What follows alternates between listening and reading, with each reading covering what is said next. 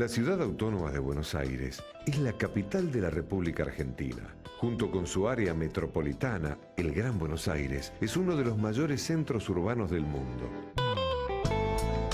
La ciudad es además el centro cultural más importante de la Argentina y uno de los principales de América Latina.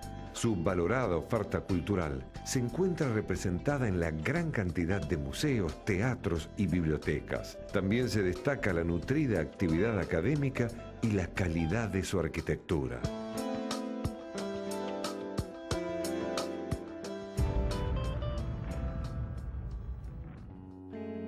El 3 de febrero de 1536, el adelantado español don Pedro de Mendoza funda Buenos Aires en la margen occidental del Río de la Plata con el nombre de Nuestra Señora del Buen Aire.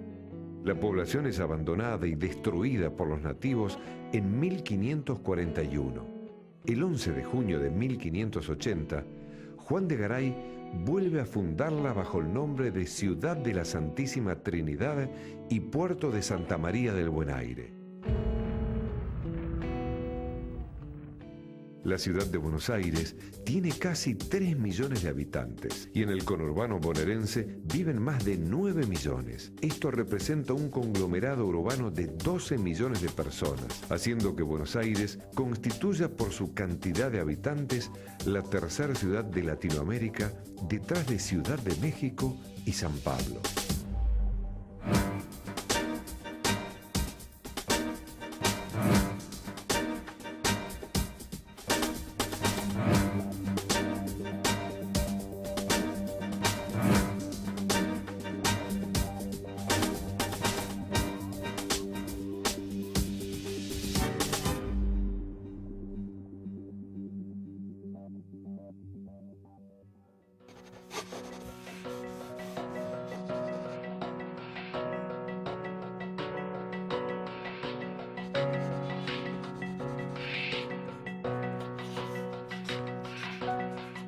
Alberto Varas es un importante arquitecto porteño y uno de los pensadores más lúcidos que tiene la ciudad sobre temas urbanos.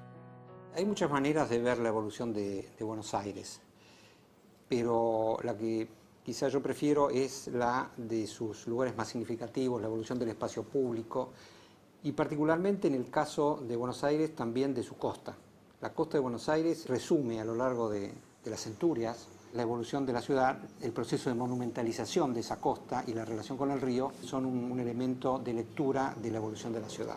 La monumentalización de la costa es un proceso que es un proceso de artificialización, o sea, es un proceso a través del cual la instalación de una serie de infraestructuras, edificaciones, modificaciones artificiales de la costa la van convirtiendo en un frente urbano desde su origen como frente fluvial.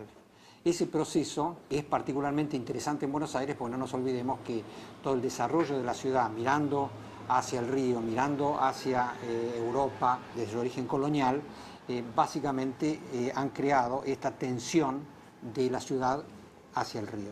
Podemos esquematizar 4 etapas o 5 etapas, mejor dicho, basado en la instalación de sus infraestructuras sobre el río.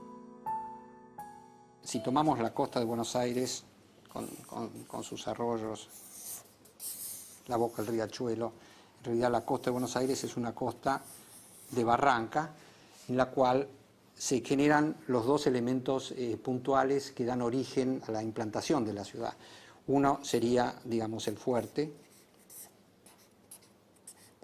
y detrás del fuerte la malla inicial, fundacional, que está guiada por el sistema de las leyes de Indias. El fuerte sería como la primera pieza de infraestructura que, separada de la malla de la ciudad, de alguna manera domina toda la costa, que como sabemos es una costa baja, donde las embarcaciones tenían que parar ya en su origen alejadas de la costa. Es un elemento de señalización y de ocupación, como una especie de pisada monumental, la primera pisada monumental sobre la costa de Buenos Aires. Empieza a haber un desarrollo de la trama en la cual empieza a aparecer un elemento decisivo interno que se desarrolla con más intensidad, que es la Plaza Mayor, o sea, lo que luego sería la Plaza de Mayo, que es un espacio público representativo, nuestro espacio público histórico de mayor representación, y que empieza a generar por primera vez una acción sobre el interior de la trama. También la trama se empieza a desarrollar sobre las costas con este conocido sistema de chacras que van en paralelo a los cursos de agua, y empieza un proceso de complejización de la trama, y también aparece el muelle de pasajeros volviendo a mostrar la relación distante que hay entre el río y la barranca. Por primera vez una acción sobre el interior de la trama. Un tercer momento muy importante es después ya, en el siglo XIX, comienza la consolidación de lo que luego va a ser la importante ciudad del Centenario, esa ciudad de corte europeo que hizo tan característica a Buenos Aires hasta 1930, en que empieza el impacto de la ciudad moderna y luego la metrópolis.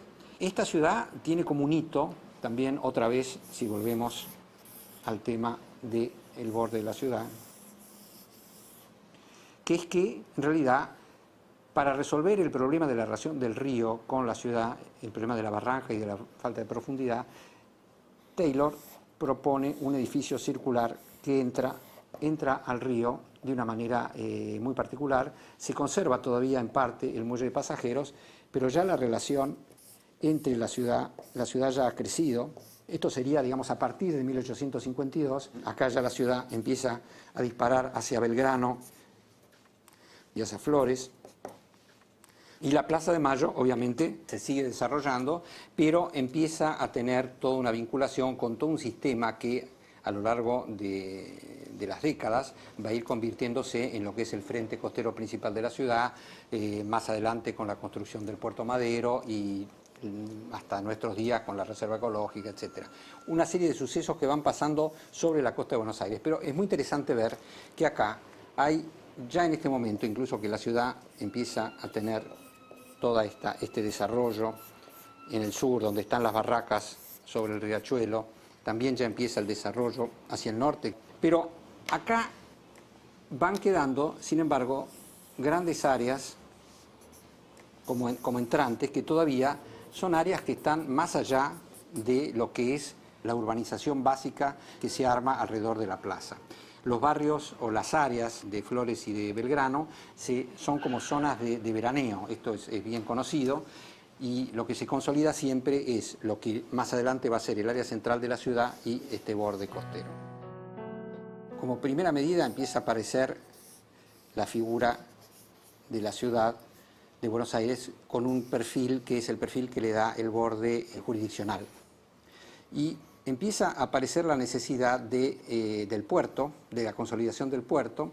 El área central ya no es un área aislada, digamos, del resto de la trama. Toda la trama ha crecido, o sea, todo lo que se ha convertido en un contenedor de una trama urbana consolidada, el perímetro, e incluso empiezan ya a aparecer algunas estribaciones. Pero básicamente aparece algo que en el área central es muy importante, y son las diagonales, algunas de las cuales se terminaron, otras no. La más importante es la diagonal norte, más completa. Todo esto sobre un esquema de ciudad neoclásica que es muy parecida a la operación de Haussmann en París. En realidad el modelo de esa operación es el modelo de Haussmann en París. También empieza la construcción en ese periodo del Puerto Madero. El Puerto Madero termina de resolver un problema que tiene la ciudad y que es una discusión, digamos, entre el puerto de Huergo y el puerto de Madero, que finalmente termina triunfando la teoría de Madero de ponerlo justo en el área central, beneficiando básicamente el área consolidada de la ciudad.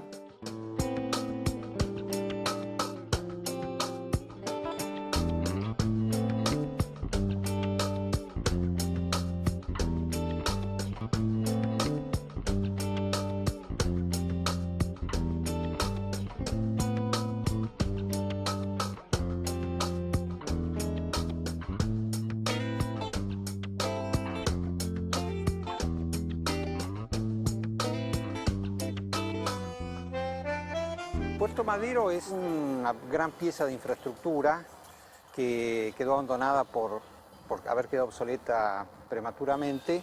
Es de los primeros proyectos de nivel metropolitano que implican una gigantesca transformación de la infraestructura. Algo que es esencial de este proyecto es su ubicación en el contexto de la ciudad.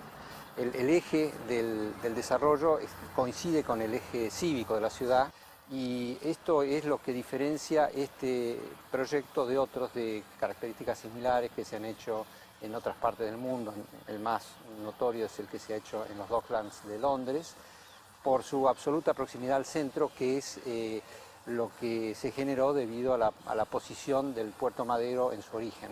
Pero básicamente esta ciudad, que tiene además hacia el año 30 las primeras construcciones contemporáneas, como son el obelisco, por ejemplo, el obelisco que es el primer síntoma de la apertura, de una apertura metropolitana, que ya no está dentro de la tónica de las diagonales, sino que tiene un carácter más funcional, empieza también a convertirse en la unión norte-sur de la ciudad, y es uno de los primeros síntomas metropolitanos, porque en realidad la metrópolis lo que empieza a requerir, hecho a la manera tradicional, o sea, a través de las diagonales, o hecho a través de la apertura de grandes vías en la ciudad, una mayor consolidación de lo que son los flujos de transporte y las conexiones dentro de la trama.